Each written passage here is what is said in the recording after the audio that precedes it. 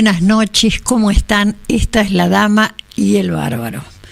Mala noticia en este momento sin el Bárbaro, pero es nada más que por 2 programas, está enfermucho, pachucho, así que por favor, si tienen ganas de mandarle mails, eso le va a levantar un poco la moral. Recuerde, eso se lo recuerdo después. Ahora le cuento que estamos en FM Radio Concepto 95.5, si está en el Gran Buenos Aires, en la zona norte, tiene que poner FM 102.7, y si está en el Gran Buenos Aires, zona oeste, tiene que poner 96.3. No tiene excusas para no escucharnos, salvo que realmente le resultemos muy pesados, cosa que espero que no sea así.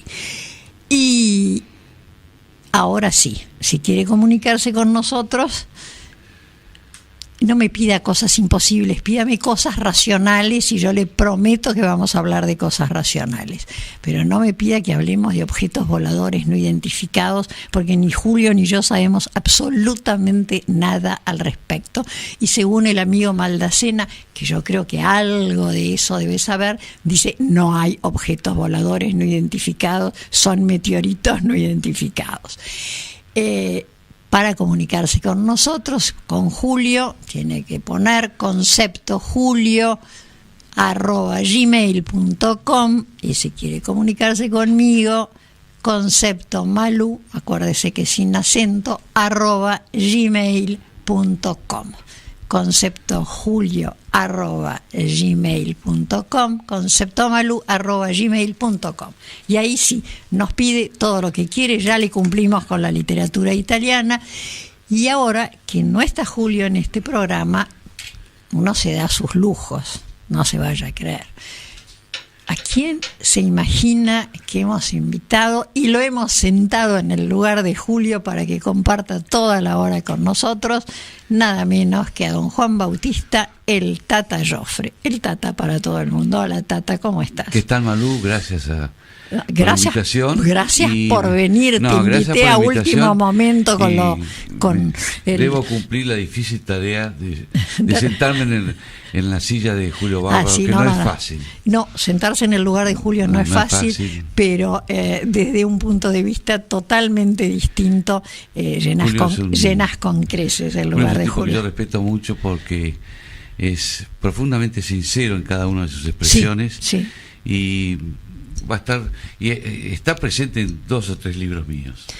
Y Julio es honesto. No hablo de honestidad de bolsillo, que esa queda absolutamente descontada. Hablo de honestidad intelectual, honestidad por dentro. Sí. Es absolutamente honesto y dice lo que piensa. Además, disculpe, es el teléfono. Sí, ya sé que son vecinos.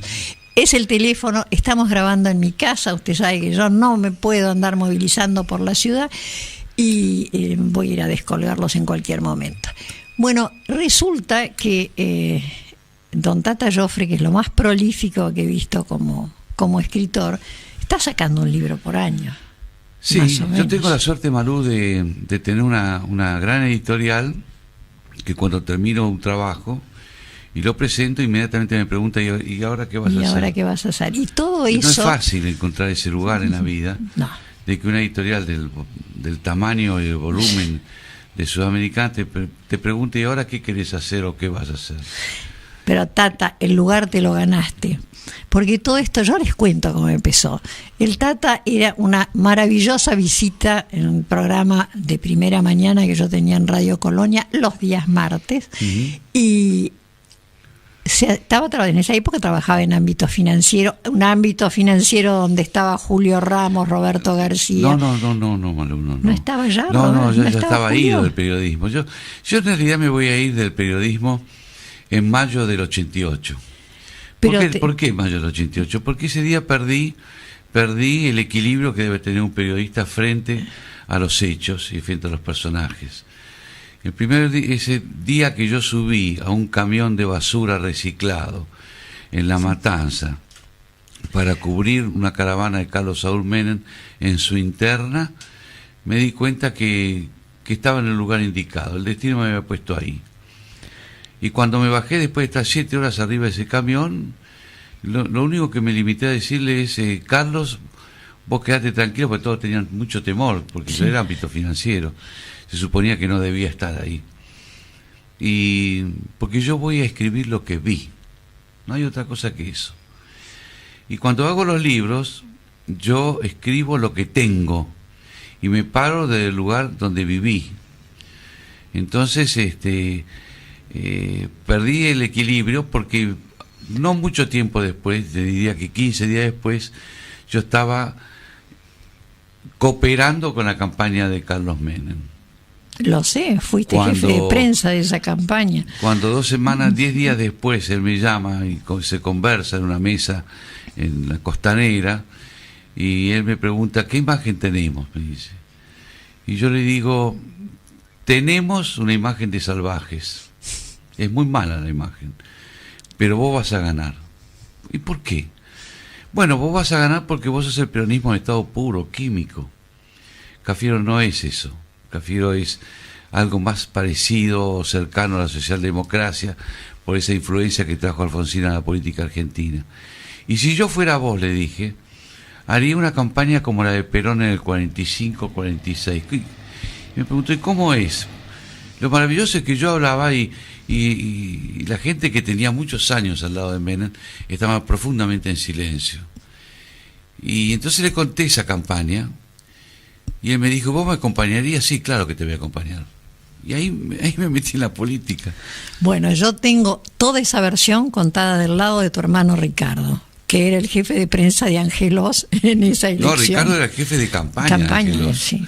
Y lo que yo me atreví a hacer con Menem no lo hice con Alfonsín, porque yo a Alfonsín lo acompañé en su desierto. Yo hoy voy a incorporarme al radicalismo en octubre del 74. ¿Escuchaste bien? Sí. 74. Formo parte de un grupo de jóvenes, algunos ya no están entre nosotros, que se van a poner a trabajar detrás de Fernando de la Rúa en la campaña de septiembre del 73. La fórmula era Balbín de la Rúa. Sí, recuerdo. Y ahí estaba Rosendo Fraga, ahí estaba Fernando Lascano, ya desaparecido, ya muerto. Sí. Estaba Durañón Bedia, que después fue diputado. Lo sé, estaba Bishop de la UCD, por favor, qué hombre inteligente. Luis Esteves, Luis González Esteves, que ya murió, pobrecito. Y así voy a estar detrás de Fernando de la Rúa hasta el proceso militar.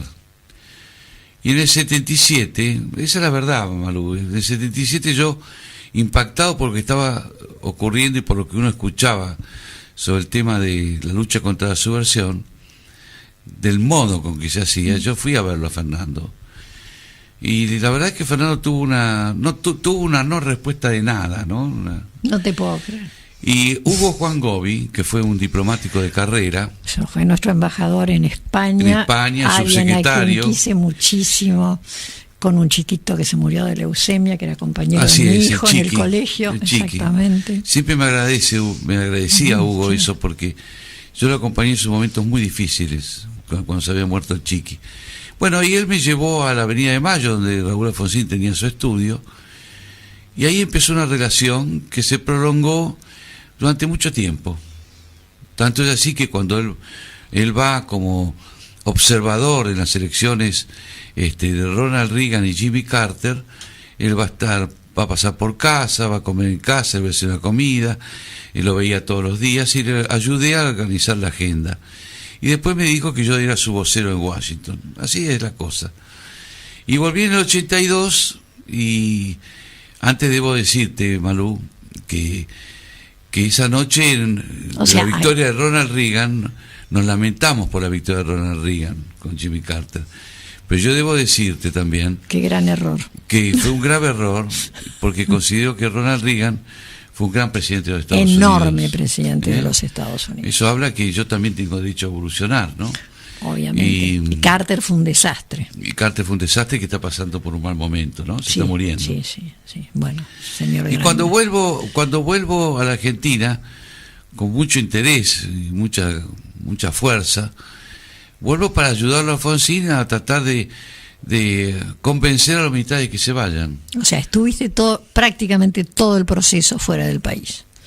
No, estuve desde el 79 hasta el 82. Bueno, y volví el 11 de marzo del 82 a la mañana porque... Justo un año antes de la elección. Bueno, había vuelto fue el 11 de marzo del 83. Volví por Miami, había hecho Washington, Florida, Buenos Aires, el 11 de marzo. Y el 11 de marzo, a la tarde, paseando por la Plaza San Martín, con mi cuñado, que era un diplomático de carrera, se me acerca un tipo que me ve, se baja del taxi, me dice, bueno, ya llegaste, qué suerte. Y dijo 2 o 3 palabras y me dijo, prepárate porque ahora viene Malvinas. Y yo lo miré y dije, bueno, ¿qué es Malvinas? Bueno, vamos a ocupar las Malvinas. Hay un guiño de ojo. Yo vengo de un país en serio, eso no se hace. No, que guiño ni ojo ni. Entonces lo dejé ir y le dije a mi cuñado, no, esto va a ser un horror. Ustedes están locos. Si hacen eso, están locos. Y la verdad, Malú, debo decirlo que en ese momento yo quise volverme a vivir afuera, porque la verdad que era muy fuerte volver a la Argentina y encontrarse con esa noticia, lo inesperado. Y bueno, vino Malvinas y... O sea, declararle la guerra a la OTAN, hagámosla simple, porque le declaramos la guerra a la OTAN plus Estados Unidos. Y mira que se hizo lo imposible para arreglar, para poner las 3 banderas, el tema de Belaúnde. O sea, fue una cosa tan demencial, no el hecho de querer recuperar Malvinas, vamos a aclarar, que algún día las recuperaremos si llegamos a ser un país en serio.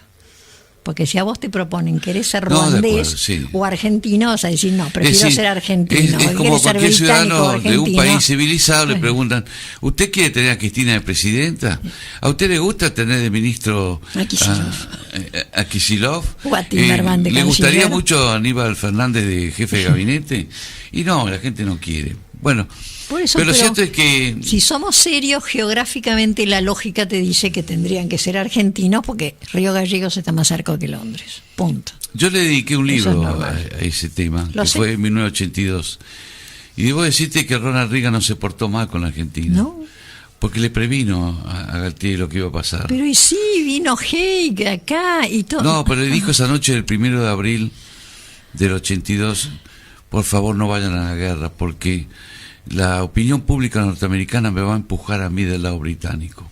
Okay. Y además Margaret Thatcher es mi amiga e Inglaterra es un viejo aliado histórico de los Estados Unidos. Pero le dimos una mano a Margaret Thatcher para que la reeligieran, cosa que no hubiera sucedido si no hubiera sucedido Malvinas. Es cierto, muy posible que se hubiera ocurrido. Estaba perdiendo poder y se lo regalamos. Bueno, y vino todo eso y empezó el proceso democrático. Se eligió a lo peor que podía haberse elegido, como ser Nicolaides para dirigir el ejército, y vino el presidente de la República. Y vino la apertura y vino la campaña electoral. Alfonsín me llamó, lo visité, hablé con él, le dije hasta mañana y no volví más. Ya ahí tomé conciencia de que mi tiempo con el radicalismo se estaba agotando.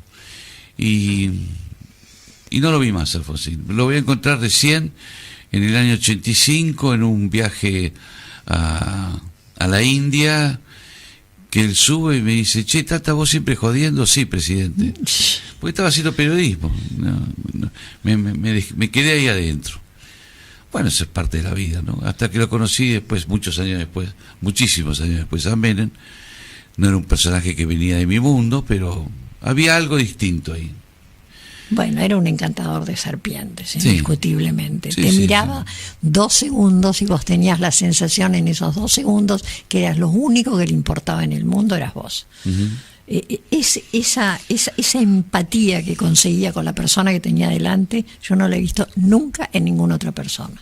Tenía una memoria prodigiosa, un conocimiento del país explicar. Que era envidiable. Y ahí triunfó, llegó al poder, estuve al lado de él. Se rodeó mal. Muy mal. Sí, sobre todo al final, muy mal. Bueno, ese final yo no lo viví, porque yo me voy a ir en el 97. Así, ahí me voy a vivir al interior, quería tener una experiencia de vivir en la provincia de mis mayores. Me fui a Córdoba, no me fui a cualquier lugar de Córdoba, me fui a la Cumbre, alquilé una linda casa y escribí un libro después. Ahí nace ¿El de Chile? El de Chile. El que lo de tengo, Chile. Te aclaro. Es muy difícil de encontrar, está profundamente agotado. En esta casa está. En esta casa está. Que es la historia de la presidencia de Salvador Allende. Sí. Personaje al que conocí, estuve en la cumbre de Salta, 24 de julio del 71, entre Allende y Lanusse, veía los cables que llegaban, veía los memorándum que llegaban, y después de muchos años pude meterme en el archivo de la Cancillería con permiso del canciller, que era el señor Guido Itela, ir Espera, yo me pongo de pie cada vez que lo nombran a Guido Itela. Ir a la calle Cepita, donde hay un enorme galpón, donde estaban tiradas todas las carpetas, la memoria diplomática, la historia diplomática argentina estaba ahí. Una vez entré a un cuarto, me dijo, no, acá están los cables, me dijeron. Y los cables estaban todos en el piso, o sea, uno caminaba sobre papeles. Había un maravilloso matrimonio santiagueño. Pero qué desprecio por nuestra historia. Que cuidaban las carpetas. Y un muchacho de 17 años, que era el hijo, a quien yo le decía, tráeme Washington 1972, y el chico iba a las cajas, pues sabía dónde estaban, en cajas de lata, y cuando yo no hubo más lugar en ese archivo, los tiraban adentro de un container, las carpetas, que estaban en un playón. Increíble. El container estaba en el playón. No, y si vos te das cuenta que el desprecio por lo que pasó hace que no tengamos lo que va a venir. Uh-huh. Es decir, si vos no respetás tu pasado, no vas a tener nunca un futuro cimentado sobre algo sólido. Por eso nos inventamos relatos a cada rato que no tienen nada que ver con lo que pasó. Absolutamente. Y bueno, y trabajé con papeles eso. Y en realidad no soy yo el que escribe. Yo lo escribo, pero no hablo. Los que hablan son los diplomáticos, los que vivían cotidianamente en ese Chile convulsionado. No había Chile jabón. Pobre, un Chile pobre desde antes de asumir Allende, porque era modesto Chile. Hasta la revolución del marzo del 73, de septiembre del 73. Los cacerolazos. El martes 11. La huelga de los camioneros y los cacerolazos. Los cacerolazos, el cacerolazo es un invento chileno, ¿no? La presidenta puso el otro día el ejemplo de los cacerolazos. Sí, pero se los atribuyó a la CIA, por supuesto, que quizá estuviera, No, yo no tengo ninguna duda que estuvo la CIA en eso, porque y en la huelga de camioneros lo que pasa también. Es que la presidenta no se para en el tiempo histórico para hablar de las cosas. Y el tiempo histórico hacía que estuviera de presidente Richard Nixon, la Guerra Fría, estaba en Moscú Brezhnev, estaba en Cuba un Fidel Castro joven, los cubanos estaban dentro de la moneda, sí. La famosa hija de Salvador Allende estaba casada con un cubano que decía que era soltero. Después, cuando ella se va a exiliar en Cuba, se da cuenta que tiene otra familia y se suicida, la Beatriz. Sí. Y bueno, ese fue el mundo que me tocó vivir a los 20 y pico de años, ¿no? Y conocerlo a Allende, que era un tipo encantador, con quien Lanusse tuvo una gran relación, mucho mejor que con el peronismo, porque la Argentina salió muy beneficiada de eso. ¿Por qué? Y porque tiró abajo lo que se llamaban las fronteras ideológicas instauradas por Onganía y pudo acceder al mercado chileno con venta de vehículos y de ferrocarriles y de comida. Y Salvador Allende fue muy solidario con Alfonsín. Con Lanusse. Alfonsín, sí. Estaba pensando una cosa que con Lanusse. Comparando gobierno de facto con gobierno de facto, Onganía en cuanto a inteligencia es una cosa de este tamaño, y Lanusse era un tipo mucho más inteligente, indiscutiblemente. De metido que soy, yo pude acceder al Salón Blanco el día que asumió Onganía. Me colé. No vivía en la Argentina en esa época, estábamos en puesto en Paraguay. Era una Argentina muy abierta, ¿no? Sí. No había los problemas de seguridad que hay hoy. Y yo le pedí a un señor que estaba invitado, que iba a ir por derecho propio, que era un coronel retirado. Le dije, ¿no me puede llevar? Sí, vení. Así que yo vi esa asunción, así como vi la asunción de Onganía, vi la caída de Onganía, ¿no? El mismo día en la Plaza de Mayo. Es decir, estuve por todos lados, Malú. Y entonces de eso escribo. Lo sé, pero también recuerdo que no estaría ya en ámbito, pero que le habías propuesto, llegando el 24 de marzo, le habías propuesto a Julio Ramos, porque habría que escribir lo que realmente sucedió el 24 de marzo del 76, y escribiste algo y terminó siendo una separata dentro de Ámbito Financiero. No, fue la última vez que Ámbito Financiero agotó sus ediciones. Y Ramos estaba enloquecido, no entendía lo que yo quería. Pan caliente, sí, pero tenía esa intuición de llevarte el apunte cuando se le proponía algo, que aunque no lo entendiera, algo le hacía sentir que eso iba a funcionar. Ese gran mérito de Roberto García, que lo agarró muy rápido en el vuelo. Pues yo le dije, mira Roberto, esto es diciembre del 2005, se vienen los 30 años del proceso. La Nación va a escribir de esta manera, Clarín ya sabés lo que va a hacer. Está María Seoane dirigiendo la parte de zona histórica, así que sabés. Página 12 ni hablemos. Yo creo que Ámbito Financiero tiene que escribir lo más cercano a la verdad de lo que ocurrió, para respetar la memoria histórica del lector de Ámbito Financiero. Vos dejame que yo te haga una separata entre el lunes 19 y el viernes 24. Dale. Entonces bajé a mi archivo, fui a mi archivo, yo tenía todo. Vos me preguntás, ¿pero cómo tenías todo? Sí, yo tenía todo, porque no, pero sí, yo sé todo lo que pasó frente todo a mi vista yo lo guardé. Me acuerdo de un diplomático que entró en mi basement en Washington y vio el archivo y dijo, ¿vos trajiste todo esto acá? Sí, yo me vine con todo, porque ¿a dónde lo voy a dejar?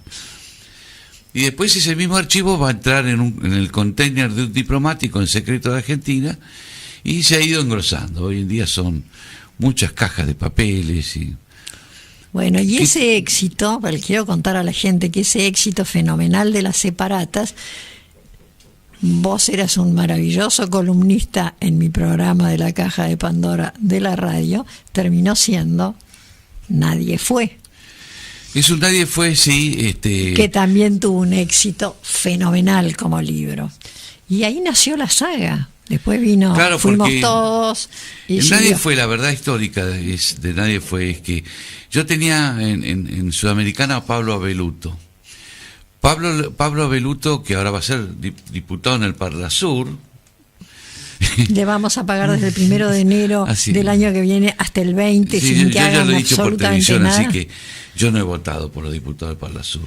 No, yo voté por Mariana Zubik simplemente porque dijo que renunciaba a los fueros y al sueldo. Pues, hecho eso en las PASO, ya veré qué hago en la general. Y Pablo leyó mi primer libro sobre Chile y lo derivó, era lector de libros, lo derivó a Chile, pero cuando yo voy con él Nadie Fue, y la verdad es que no nos encontramos. La verdad también es que vino un lector de libros de Planeta, recomendó publicar ese libro y Planeta se adormeció. Y ese libro salió como edición de autor, 3 ediciones, fue bestseller. Edición de autor, ¿te das cuenta? Y entonces ahí sí apareció Sudamericana. Sí. Y se quedó para siempre. Sí, yo no hay reproches. No, te agarró así. Sí, y pues que es un tema, ocurre muchas veces pero es en la vida. Es un tema ríspido, porque no te olvides que nos hemos arreglado, no entiendo cómo, argentinamente, para tener una memoria a la izquierda y una memoria a la derecha. Y yo sigo con mi vieja teoría de que si yo no sumo la memoria de todos los argentinos, nunca voy a hacer una historia real. Porque con memorias de un solo lado, o de 2 lados, o de 3 lados, tienen que ser todas las memorias sumadas, y así es una historia. Entonces hice una historia. Que la juzgue cada uno, no tengo por qué juzgarla yo. Año tras año he escrito historia, que ahora se ha trasladado al 55. Pues yo siempre toqué los 70, o fines de los 60 con los 70, pero principalmente los 70. Pero a ver, primero, antes de llegar a este libro que le vamos a contar, que todavía no apareció, que recién ahora hay un dibujito previo de lo que va a ser la tapa del libro, así que están con una primicia más que absoluta. Vamos a repasar. Después de Nadie Fue, Fuimos Todos. Después viene, vamos a contar otra verdad. Cuando yo escribí Nadie Fue, un día tocaron el timbre de mi casa y apareció un señor y me dijo, Tata, no nos conocemos, pero yo quiero agradecerte por lo que has hecho por la memoria histórica de este país. Y abrió una valija y brotaron papeles. Esos papeles debían haber estado en el Nadie Fue. O sea que yo lo convencí a Pablo de hacer un Nadie Fue definitivo, donde se incorporan papeles muy importantes. Sí. Después de Nadie Fue, fuimos todos. Esa es mi historia personal, porque es el proceso que va a arrancar el 24 de marzo del 76 hasta el 83. Digamos, después de Malvinas, porque ahí se desplomó el proceso. Después de eso va a venir un libro que es clave. Y es clave porque enseña qué pasó en Argentina en los años 70, que es volver a matar. Que me encantó porque no es volver para, sino es volver a. Claro. Que es cuando los deja salir Esteban Rigui, obviamente también con la firma de Cámpora, a todos esos terroristas que habían sido juzgados a derecho y bajo el debido proceso. Yo creo que Esteban Rigui es un hombre que fue superado por los acontecimientos. Puede ser, era muy Esteban joven. Rigui era muy joven. Tenía 35 años. Y fue un mal ministro. Y además Perón lo condenó. Ahora hacemos un parate chiquitito para que pase la publicidad. Volvemos enseguida y no me diga que no es apasionante. Le prometo que se va a enterar antes que nadie del libro que todavía está en imprenta.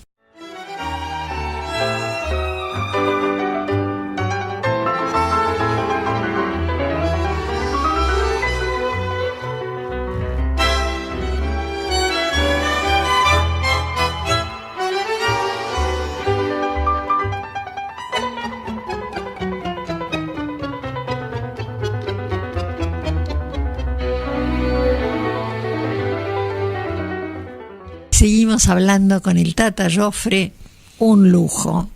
Ya se va a dar cuenta por qué, si es que todavía no se ha dado cuenta. Esto sigue siendo La Dama y el Bárbaro, desgraciadamente sin el Bárbaro, porque lo tenemos enfermito. Y Tata, teníamos Nadie Fue, fuimos todos, Volver a Matar, porque salieron para matar otra vez después de haber sido, insisto. Más, a la salida de Devoto, el ERP le entregó armas a los prisioneros que salían. Y salían con las banderas y cantando las marchas. La marcha del doctor Obregón Cano, que fue el gobernador de Córdoba. Vengan, vamos todos. Somos la patota del doctor Obregón Cano, vengan, vamos todos a hacer la revolución con Evita y con Perón. Sí, eso era de Montoneros, ¿no? Sí. Que lo cantaron cuando aceptó la presidencia Néstor Kirchner en el auditorio que está en el sótano del Hotel Panamericano. Uh-huh. Yo era una loca, transmitía para Radio Belgrano y daba alaridos. Uh-huh. Y del otro lado mi hijo y Carlos Mira decían, vieja, calmate, Malú, calmate. Y yo decía, ustedes no lo vivieron, yo sí. Uh-huh. Bueno, un horror. Bueno, vino, después de Volver a Matar, vino en el año 2010 El Escarmiento. Porque yo me di cuenta que el último año de vida de Perón no se había estudiado en profundidad, para nada. Y yo, por sobre todas las cosas, hago arqueología documental, ¿no? No escribo sin documentos, ¿no? A mí los testimonios me acompañan, pero no les doy una gran importancia, porque es que no tienen en estos tiempos que corren, muchos testimonios suelen ubicarse en el siglo XXI, en vez de escribir lo que ocurrió en el siglo XX. Bien, bueno, encontré un material muy nuevo, y escribí de ese Perón que vuelve a la Argentina el 20 de junio y que va a morir el 1 de julio del 74. Después del Escarmiento es el año de los 30 años de Malvinas, ¿no? Así es. Y entonces ahí también encontré material muy importante, muy rico. Yo no sé dónde lo encontrás, pero que lo encontrás. Sí, es decir, tuve acceso al 80% del archivo del canciller Costa Méndez, el 100% de la memoria de la Junta Militar que gobernaba esa época, las conversaciones más importantes grabadas por Galtieri en su despacho, y con eso hice una historia. Bueno, hablé con el almirante Buser, una persona que él sabía que yo no era malvinero, pero que respetaba la historia, así que hablé con el general Menéndez después. Eso va a venir en el 2011, porque se viene el 2012, y luego aparece una oferta de trabajo. Perdón, ¿cómo se llamaba el de Malvinas? 1982. No, yo para seguir vendiendo los libros. Va a venir un trabajo conjunto entre Sudamericana y La Nación, y yo voy a ser responsable del trabajo, ¿no? Es decir, son 20 tomos, yo diría fascículos, pero digo tomos porque son de tapa dura, sobre Malvinas, con un apoyo fotográfico fabuloso, hecho por la negrita García Romero, un encanto de mujer, que debo decirte que es una gran mujer. Y estábamos trabajando, me la habían mandado la editorial, y a la tercera o cuarta vez me preguntó, decime, Tata, ¿vos me googleaste a mí? No, yo no googleo a la gente, no, ¿por qué? Bueno, porque yo estuve presa en la ESMA. Ah, ¿vos fuiste de la Orga? Sí, bueno, negrita, yo estoy haciendo historia, eso lo dejamos para otro tiempo. Acá escribimos una historia sin bronca, pero lo que ocurrió y se escribe. Así que te diría que trabajamos juntos, había un muchacho especializado en temas militares, y yo me ocupé de la parte política, y tuvo una extraordinaria muy buena salida recepción, sí. Después de eso, tuve acceso a un archivo de una persona muy olvidada del peronismo, muy ignorada por el peronismo, que se llamó Jorge Daniel Paladino. Jorge Daniel Paladino... El Correo del Zar. No, el Correo del Zar... Paladino era un dirigente. El Correo del Zar era Norma López Rega, que trabajaba para Paladino y hacía de correo entre Madrid y Buenos Aires. Pero había muchos correos. Pero Paladino también iba a Madrid. Perón la llamaba la hermanita Karamazov. Y ahí sale la trama de Madrid. La trama de Madrid es la historia de ese Perón que tiene que volver, con la documentación de Paladino, con la caída de Paladino, el acceso de Cámpora. Ahora, ¿por qué cae Paladino? Nunca lo entendí. Bueno, Paladino va a caer en noviembre del 71, y porque Perón se da cuenta que tiene que endurecer. Tiene que endurecer su posición frente a las elecciones que se venían. Paladino era muy diplomático. Y se lo va a acusar a Paladino de ser más delegado de la NUCE que de Perón. Exacto. Lo cual es una canallada, porque eso no surge de la correspondencia. Y yo tengo la correspondencia de Paladino, que me la regaló Luis Sobrino Aranda. Y no solamente tengo eso, también tengo grabaciones de Paladino, porque él escribía cartas orales a Perón. Y con eso surgió ese Perón que vuelve y la caída de Cámpora, que ya estaba caído antes de que Perón llegara. Porque Perón, el 12 de junio del 73, es decir, 8 días antes de volver, lo llama a un periodista que era también un amigo, un tipo muy afectuoso, que es Armando Puente, y lo llama para conversar, no para que publicara nada, pero Perón nunca hacía nada porque sí. No. Entonces le dice que está bien, que está físicamente bien, lo cual no era cierto, porque él había tenido un inconveniente físico ya en la clínica en Barcelona, con el doctor Puigvert, pero le dijo que estaba bien, que estaba muy molesto, y que el gobierno de Cámpora, disculpen, yo voy a respetar las palabras de Perón, era un gobierno de putos y aventureros, lo cual era muy fuerte, y Armando Puente se sintió muy impactado, y empezó a prever, por lo que ya conocía a Perón desde el año 60, de que algo grave en la Argentina iba a ocurrir. Y bueno, ese Perón que vuelve para ser presidente, porque a los pocos días de volver se va a entrevistar con Balbín en la Cámara de Diputados, sí, en las oficinas del Bloque Radical, como una manera de ir a visitar a Balbín, ya que Balbín había visitado 2 veces a Perón en Gaspar Campos en el 72, y ahí Perón le va a deslizar lo que va a hacer. Y el radicalismo lo único que pide es que se respete la institucionalidad. Y ahí nace las Tiri, la caída de Solano Lima, que precipita todo con su renuncia. Días, la renuncia. Ay, me olvidé de poner la renuncia de Solano Lima en el próximo libro, pero no importa.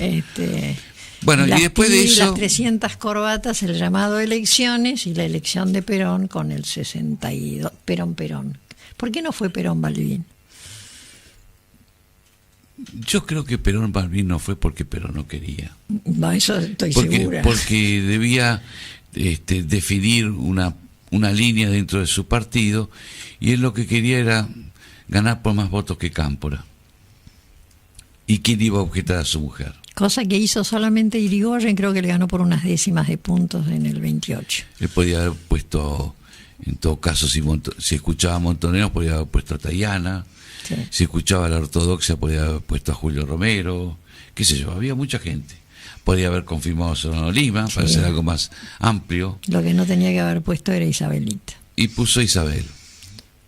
Después de La Trama de Madrid, que debo confesar que es un libro de una riqueza fotográfica, sí, enorme, espectacular, denso, no de lectura, denso de documentos y fotos, porque sí, yo tuve acceso al archivo fotográfico de Benito Jambí. Beatriz, su mujer, me abrió los es archivos. Amorosa, es un encanto de persona. Benito fue ministro de Interior, sí, de las Tiri y de Perón. Sí. En cierta manera este libro era ella una suerte de preguntándose qué hace una uruguaya al lado de Perón, pero no importa. Una suerte de reconocimiento. Hasta el día de hoy. Claro. Y después de La Trama de Madrid va a venir un libro que yo he buscado durante muchos años, que la idea la voy a confirmar mientras camino por las calles de Praga, donde intento adivinar qué hacía el Che en Praga mientras caminaba, pensando en atacar la Argentina. Preguntarle a Belpose con las cartas de Praga. Las cartas de Praga, con la maravillosa pluma de Abel Pose, pero yo lo hice con documentación, porque accedí a los archivos de la inteligencia checoslovaca. Acceder a los archivos de la inteligencia checoslovaca era meterme también dentro de los archivos de la KGB y los archivos de la seguridad cubana, porque ahí están. Sigo sin entender cómo haces esas cosas. Bueno, porque hay que buscar, hay que tener yo una buena voy agenda. A buscar y te aseguro que no me lo dan. Te voy a contar que me acaba de llegar lo último del archivo de Checoslovaquia, porque me llegaron los 70 y los 80. Mira, hasta el final casi. Todo, sí. Y estoy pensando qué voy a hacer con eso. Y después ¿Qué libro vas a hacer con eso? Después de Fue Cuba, título sí, muy, no sé si muy original, pero muy fuerte, de Juan Boido. Me encanta. Que es me encantó. Que es el director editorial de Sudamericana. Ya estoy en 9 libros, ¿eh? Sí. Ya estoy en 9 libros. 9 libros. Y ahora viene un libro que me llevó mucho tiempo buscar los papeles y los encontré. En Puerta de Hierro, porque ese es el título, Puerta de Hierro. Bien, espera, porque estoy como los gatos relamiéndome. Dale. En Puerta de Hierro, en el subsuelo había un cuarto que Perón lo llamaba el cuarto de los cocodrilos. ¿Y por qué? Porque había de todo, había libros, estaban sus archivos, había una mesa de carpintero, porque a Perón de vez en cuando le gustaba... Sí. Era artesanal. Se sentía un artesano de la madera, y decía, lo único que falta son cocodrilos, y ahí le pusieron el cuarto de los cocodrilos. Y ahí estaba su archivo. Y yo te voy a decir que yo entré al cuarto de los cocodrilos. ¿Qué significa eso? Significa que un señor que está en Buenos Aires me ofreció parte del archivo, porque el archivo fue desguazado, destrozado. Es muy argentino. ¿Por qué? ¿Por qué porque se odió se entró la historia? con desorden, se trajo en aviones privados, y otros archivos de Perón vinieron del extranjero, guardados cuidadosamente en el extranjero, y con eso hice Puerta de Hierro. Significa ese Perón que se va con $70.000 en su valija a Paraguay. Eso es fascinante.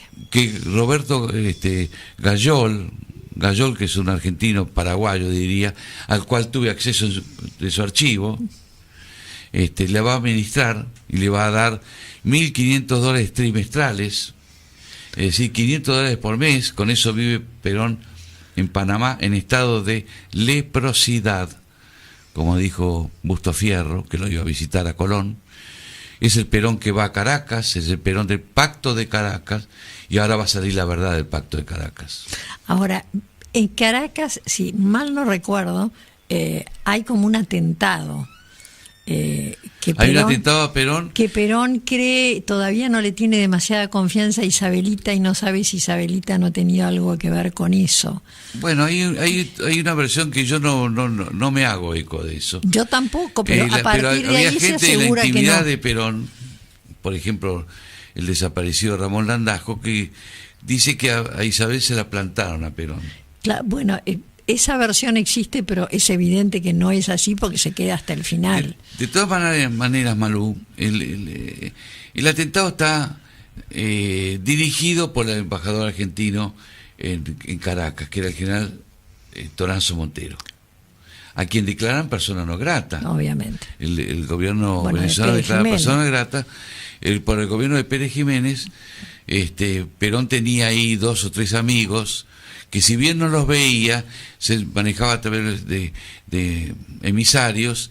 Uno era el ministro más fuerte de la seguridad, el otro el jefe de la policía, y llegan al convencimiento y después van a detener a 2 personas. Y bueno, le hizo el gobierno de Aramburu.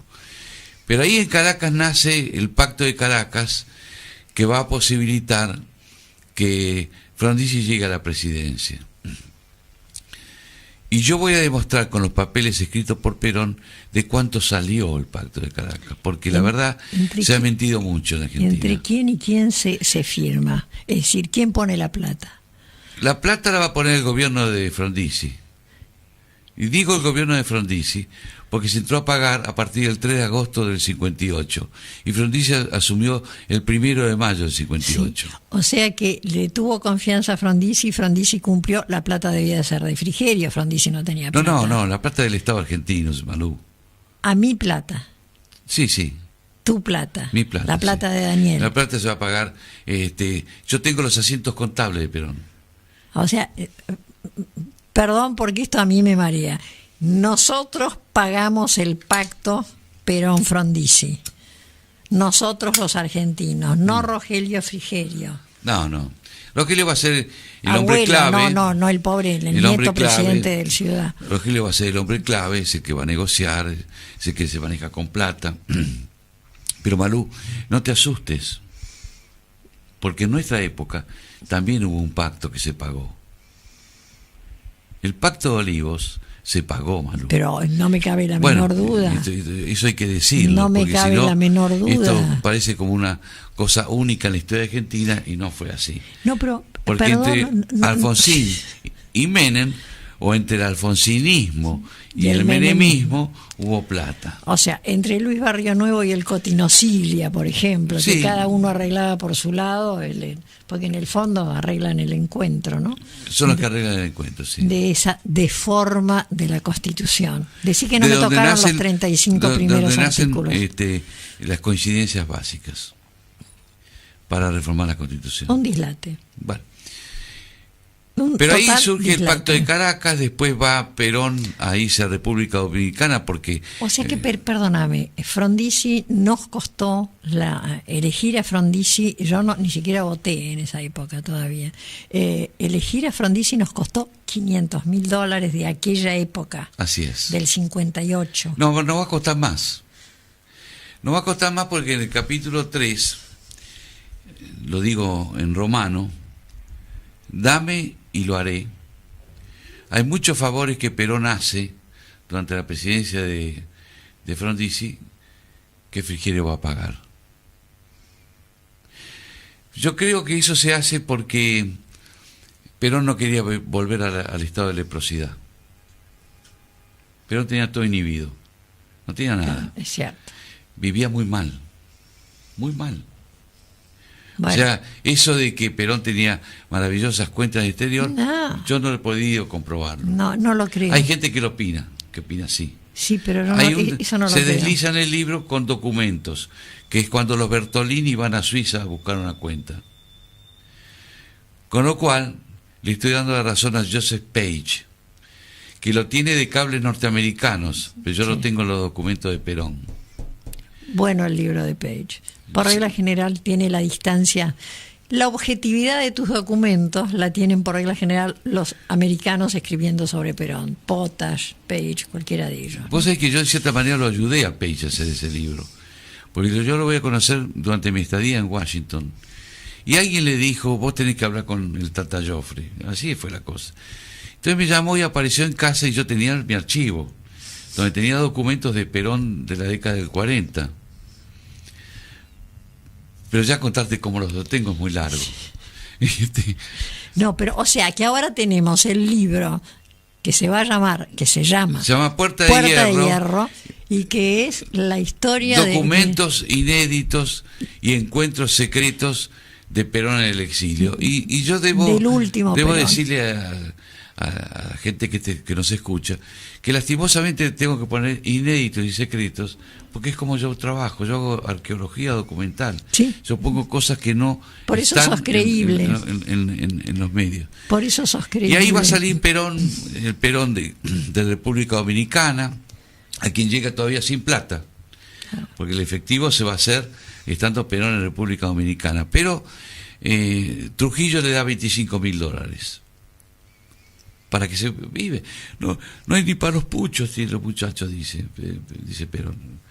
Lo va a instalar en un hotel muy bueno, pero Perón va a mudarse porque no hay plata para vivir en el hotel que Trujillo lo... Que es bastante deprimente que pase de Marcos Pérez Jiménez a don Leónidas Trujillo, ¿no? Realmente. Bueno, hay que pararse en la época. Sí. Estamos en la Guerra Fría. Pero eran unos dictadores espantosos. Estaba Batista, Pérez Jiménez, Stroessner A Stroessner lo viví. Estábamos en Paraguay con Stroessner. Yo también lo viví, Stroessner.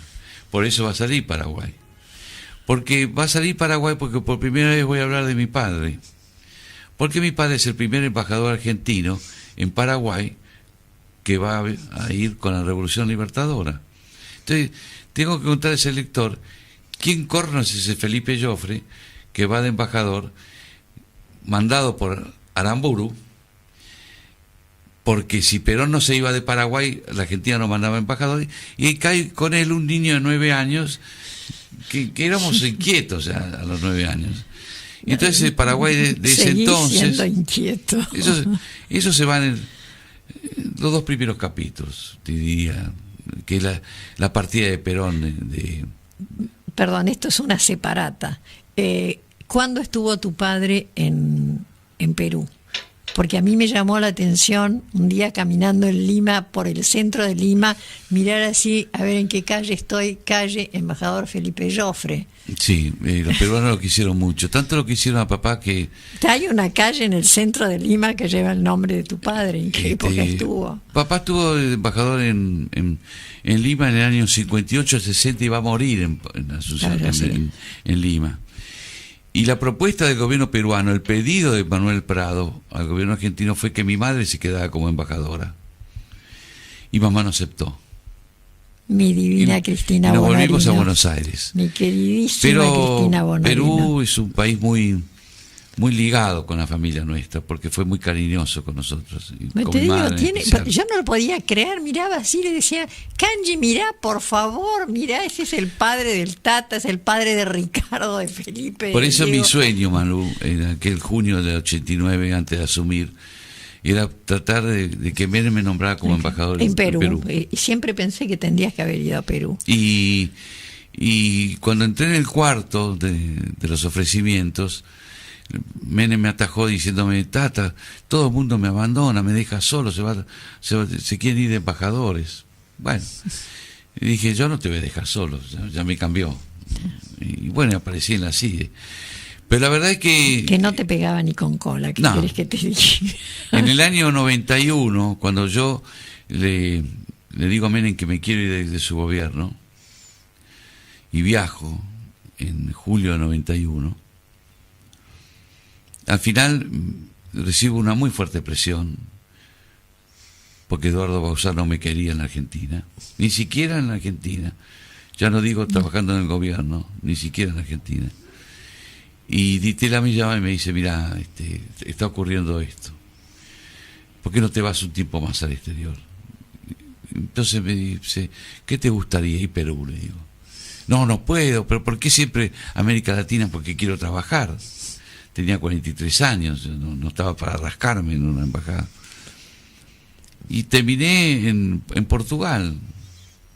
Donde hay unos muebles lindísimos. País divino, pero que yo era muy joven, porque muy quieto, los grandes Portugal. Embajadores, los embajadores de carrera, terminan sus funciones en Portugal, en Grecia, bueno, no la Exacto. Grecia de ahora, no la Grecia pre-Cipras. Pero te voy a explicar por qué. Porque Portugal, cuando vos terminás tu periodo como embajador y te querés quedar a vivir, y has sido embajador, te mantiene los mismos privilegios que vos tenías como embajador. Y el privilegio es el auto, el whisky, sí. Los cigarrillos importados, vivir en Estoril. Imagínate lo que es para un alemán tener sol todo el año, a un dinamarqués, un holandés, etcétera. ¿Cómo se llamaba la casa esa danesa donde uno compraba sin impuestos? Johansen.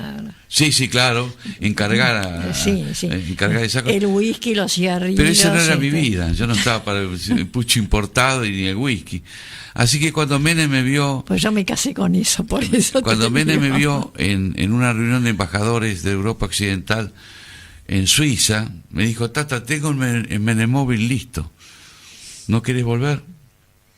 Y me lo estaba pidiendo el presidente, y yo me volví para hacer la campaña del 93, que va a posibilitar la reforma del 94, cuando Herman González gana la Capital Federal como diputado. Primera vez que el peronismo gana en Capital Federal. Bueno. Además, espérate que tenemos que vender el libro porque este hombre me va a echar. Daniel Villarruel es una mala persona y nos va a echar. El libro va a aparecer ¿cuándo? El libro va a aparecer en la primera semana de octubre, pero Puerta de Hierro no es solamente el pacto de Caracas. No, el Puerta de Hierro es el Perón que llega a España, ese Perón, es el último, el Perón ese Perón que va a desconocido. asesorar a los militares azules para la caída de Ilia. Es el Perón que va a mandarle una carta con los muchachos del movimiento revolucionario peronista Mao Zedong. Es el Perón que se va a escribir con Allende, son distintas etapas. Es el Perón que le va a escribir nuevamente a Balbín, es el Perón que se escribe con Cámpora. Ya no puse mucho de Paladino porque no hacía falta. Hay mucho de Pablo Vicente, que era su adelantado en Montevideo, pues yo tengo el archivo completo de esa correspondencia. Y es el Perón que va a tener sus claves con Montoneros, que las tengo, están en el libro. O sea que no eran solo las cartas con Cook, había algo más que eso. Vos sabés dónde yo estoy parado. Es el último Perón y a mí me parece fantástico desacralizar la historia y los personajes históricos, porque todos tuvieron su parte muy negra y su parte muy linda. Es decir, todo ser humano tiene parte buena y parte mala, algunos más mala que buena, otros más buenas que mala. Pero desacralizarlo a Perón puede que a lo mejor haga que un día Argentina sea un país más normal. Hace 70 años que tenemos una figura que arrastra el 60% de los argentinos y no nos ha permitido fundar un partido que del otro lado enamore y haga que la gente haga algo. Perón va a repetir en 2 o 3 cartas una frase que va a caer muy mal. Y la frase es que hay que usar la mano izquierda, pero no hay que ser zurdo. ¿Sí? Eso se lo enseñaba a Pablo Vicente. Se lo podemos... se lo recuerda a Alberte. ¿Se lo podemos mandar a Berbisky? Sí, claro. Se lo podemos mandar a Berbisky.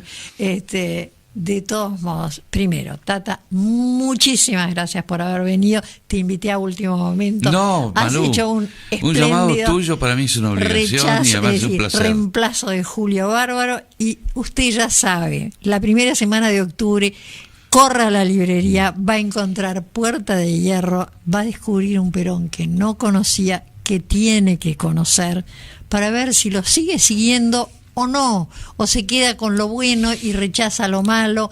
Es decir, la decisión siempre es nuestra, no permita que nos la impongan. Va a haber una carta muy importante, que Perón tenía un topo en el ERP, que es la que le va a escribir contándole el plan que tenía el ERP para matarlo. Claro. Estando en Madrid, claro, año 72. El ERP sí es PC, cosa que no es Montoneros. Montoneros es una cosa curiosa. Y eso que no quise poner más porque iba a ser ya una suerte de Biblia enorme, gigantesca, porque también accedí a las grabaciones de Perón. Perón grababa. Vos ibas a visitarlo y te grababan. Y hay muchas reuniones grabadas. Bueno. Eso da para otro libro, ya sabe, Sudamericana, Puerta de Hierro, para la primera semana de octubre. En cuanto tenga la tapa, se la muestro. Gracias por estar ahí. Recuerda que esto se repite el sábado de 13 a 14 y que apenas Daniel me dé la filmación, lo va a tener en Vimeo, y por supuesto que le voy a poner en Twitter, en Facebook, en todos lados en la página, el número del Vimeo para que lo vea. Lo subimos y lo ve todo lo que quiere.